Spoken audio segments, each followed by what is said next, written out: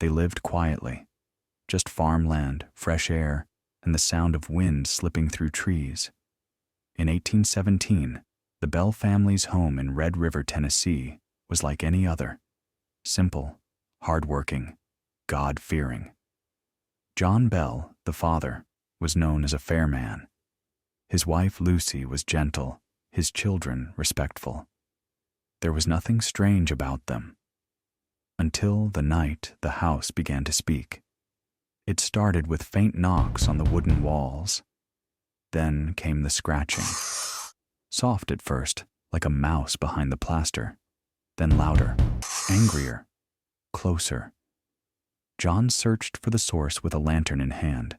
No wind, no branches, no animals. And yet the noise continued.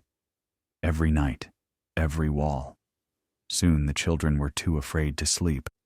Blankets were pulled from beds, pillows snatched by unseen hands. And when they prayed, the sound mocked their words. It wasn't a pest. It wasn't the house settling. It was listening. And then it spoke. At first, the voice was just a whisper, a breath in the corner of the room, too soft to be real. But it came again.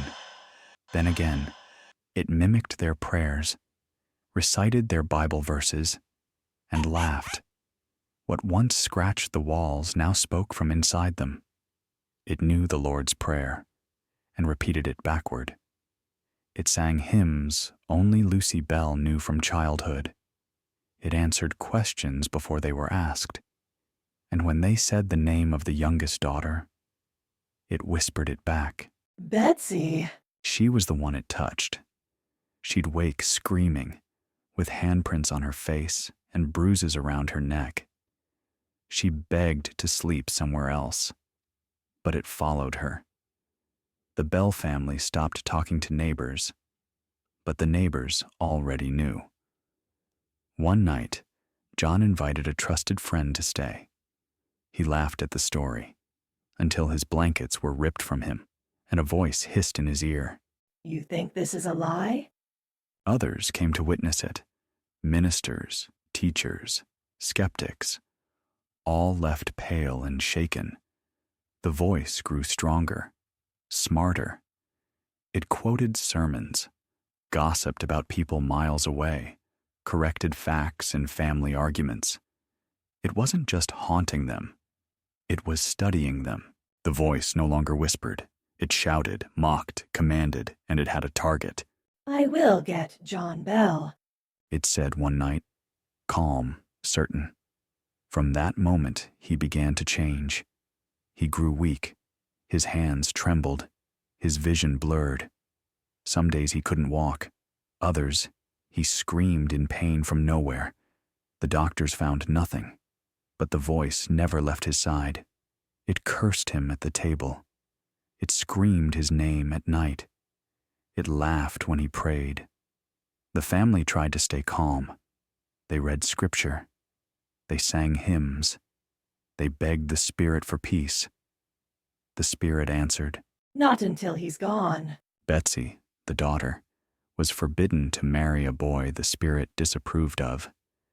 Every time he came near, the house shook. And when Betsy wept, the Spirit whispered. Good. John Bell's health spiraled downward, and one morning, he didn't wake up. By his bed, they found a small vial filled with dark liquid. No one recognized it. The Spirit did. I gave it to him, It said. To prove it, they touched the liquid to the cat's tongue. It died instantly. At the funeral, the preacher read scripture. The mourners cried. And through it all, clear and cold, the voice of the witch sang a mocking song. She had kept her promise.